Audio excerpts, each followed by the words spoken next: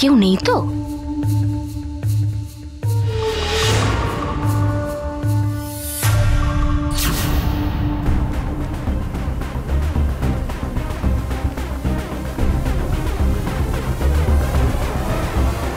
না, কেউ নেই। কেউ দেখেনি নিশ্চয়ই। মানে কেটে পড়ি বাবা।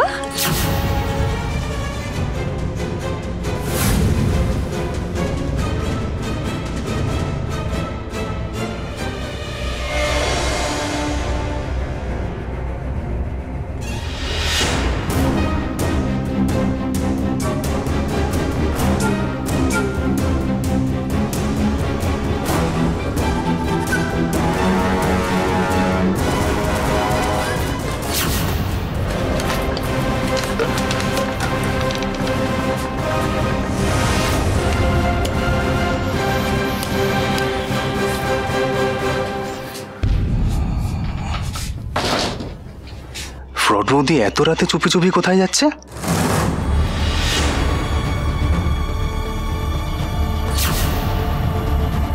মিস্তাকে খবরটা দিতেই হবে।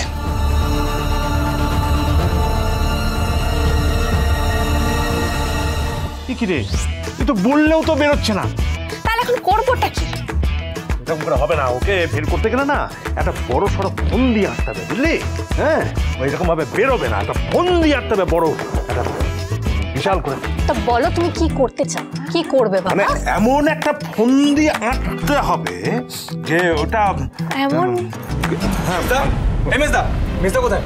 মেজদা কোথায় আবার কি? মেজদা, আরে মেজদা! আরে ও বাথরুমে এসে বসে আছে, বেরোচ্ছেই না তখন থেকে। বেরোচ্ছে না? না দেখি। হ্যাঁ, দেখতো দেখতো। মেজদা, এই মেজদা! কি করছে বলো তো, কিছুই তো বুঝতে পারছি না। কি জানে?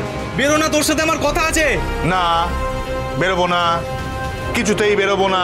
আরে বেরো না প্লিজ, তোর সাথে আমার কথা আছে মেজদা, বেরো না। বললাম তো বেরোবো না। বেরো না মেজদা, বেরো না প্লিজ মেজদা, বেরো। বেরোবো না, নিজের কথাও শুনবো না, কারো কথা শুনবো না। কি হয়েছে বলো তো বাবা? এই তো বুঝতে পারছি না।